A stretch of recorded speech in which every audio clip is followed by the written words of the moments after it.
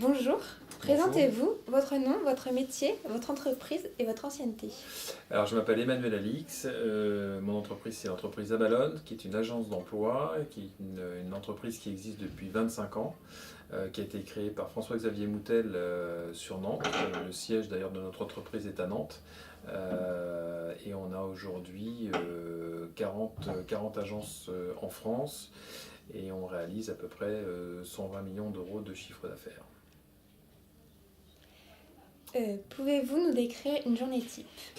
Alors, une journée type à l'agence, la particularité de notre métier, c'est que c'est particulièrement varié parce que on attaque les choses des deux côtés, des deux faces de la pièce. Je m'explique. On peut avoir parfois des profils de personnes qui vont nous permettre de nous diriger vers des entreprises et de chercher pour eux une entreprise. Et on peut avoir, à contrario, des entreprises qui, elles, vont avoir des demandes spécifiques. Et du coup, on travaille dans les deux sens, justement, par rapport à ça, où on fait d'abord des recherches et à partir de sourcing pour des entreprises, on établit donc des fiches de poste qui nous permettent d'aller ensuite sur Internet ou de retravailler sur nos CVTech pour trouver justement le personnel qui va aller dans l'entreprise. Et puis, à contrario, on peut de temps en temps avoir des profils de gens qui viennent se présenter spontanément à l'agence avec un métier bien particulier et pour lequel, là, c'est nous qui allons faire des démarches vis-à-vis des entreprises en faisant ce qu'on appelle de la proposition active et en envoyant donc les CV de façon anonyme pour susciter l'intérêt des entreprises et savoir si éventuellement ça peut les intéresser. Quelles sont les principales qualités requises pour cette profession? Réactivité, écoute. Je dirais que ce sont les deux premières parce que c'est un métier d'abord dans lequel on est confronté au fait de devoir faire plusieurs choses à la fois en même temps sans perdre le fil de ce que l'on fait. Hein, on peut très bien avoir une proposition à faire, recevoir un coup de téléphone en même temps qu'un intérimaire arrive. Donc c'est de ce côté-là, voilà, c'est compliqué d'un point de vue de la concentration. Donc il faut rester concentré sur ce qu'on fait et pour ne pas perdre le fil. Et puis l'écoute, parce que on peut parfois avoir des personnes qui vont venir se présenter à nous et nous expliquer ce qu'ils veulent faire, leur métier. Et puis finalement, dans la discussion, se rendre compte que par eux-mêmes, ils vont se rendre compte que ils ont parfois plusieurs métiers et que c'est pas nécessairement celui sur lequel ils sont en recherche qu'on va pouvoir aboutir et que ça peut être sur un autre métier. Donc voilà, il y a des gens parfois qui ont des profils intéressants mais qui ne le savent pas eux-mêmes. Donc on essaie de trouver avec eux justement la meilleure filiation pour ça. Et notre métier, c'est surtout de connaître les gens, de bien les connaître parce que aujourd'hui, un domaine comme par exemple le bâtiment, est très spécifique, très pointu. Quand on nous demande un peintre d'un niveau N1, N2, N3 ou N4, s'ils ont une nomenclature, c'est que ça correspond à chaque fois à un degré de savoir-faire qui est très précis dans le domaine par exemple du bâtiment. Et c'est important pour cela que nous, on réponde à nos clients conformément aux prérequis que eux peuvent avoir vis-à-vis de nous. Quelles sont les principales contraintes de ce métier? Euh, Contraintes, il n'y en a pas spécialement. Je dirais que c'est de pouvoir savoir un petit peu tout faire. Je vais mettre ça un peu en corrélation avec les qualités qu'il faut avoir. C'est vrai que c'est un métier où tout va vite. La contrainte, c'est souvent une contrainte de temps parce qu'on est en compétition avec souvent d'autres entreprises, d'autres agences d'emploi qui vont être sur la même recherche que nous.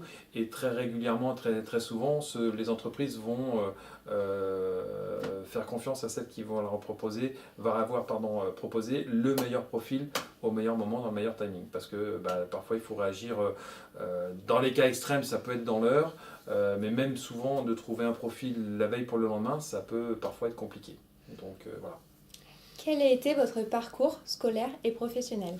Alors scolaire, on ne se moque pas, il a été très court parce que je n'ai absolument aucun diplôme, je n'ai pas fait d'études.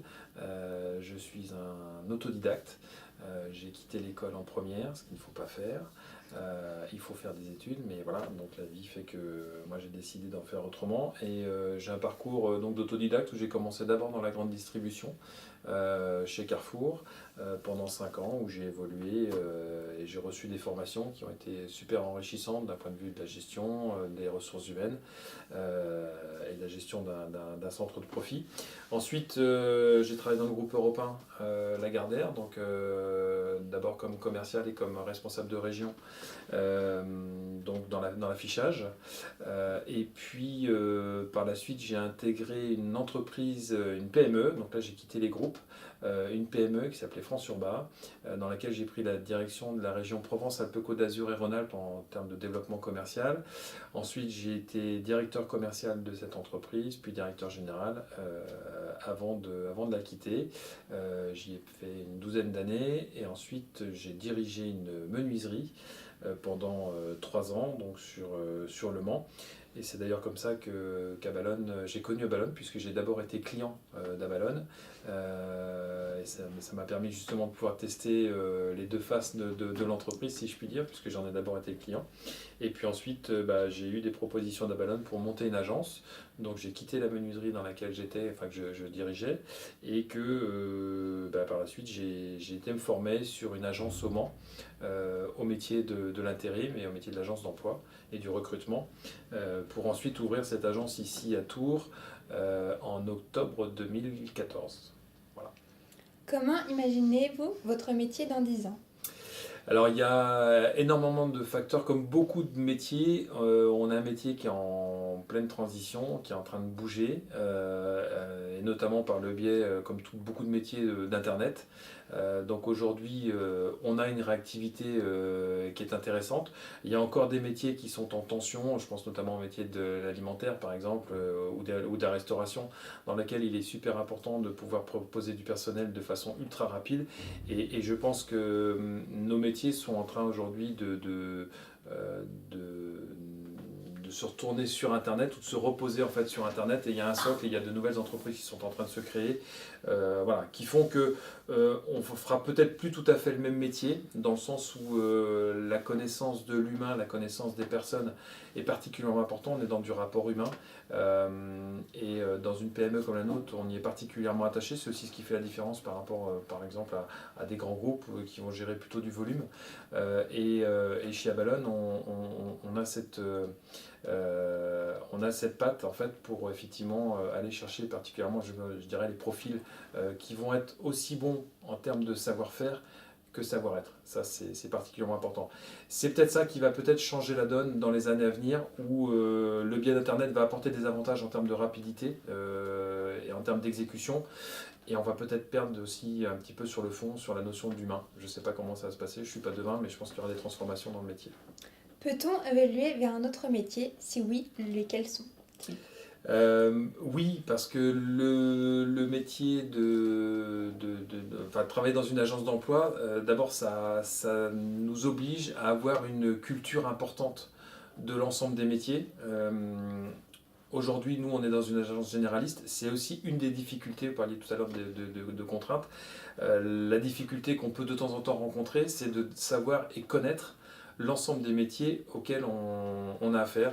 Je veux dire, aujourd'hui, quand on n'est pas du bâtiment, savoir ce que c'est qu'un coffreur-brancheur, c'est pas forcément évident pour tout le monde. Voilà. Et quand on nous demande de trouver un coffreur-brancheur N2, N3P2, voilà, c'est pas forcément facile. Donc il faut connaître les métiers, il faut être curieux. C'est pour ça que je disais ça. Il faut aller se renseigner, il faut aller connaître un petit peu tout ça. Et du coup, ça nous ouvre à connaître différentes branches, différents métiers, et ensuite travailler éventuellement pour des entreprises dans le cadre du recrutement, dans un secteur d'activité qui nous a plu.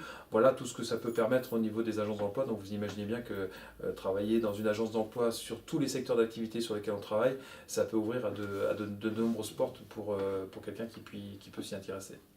Pouvez-vous nous donner une tranche de salaire pour un poste comme le vôtre?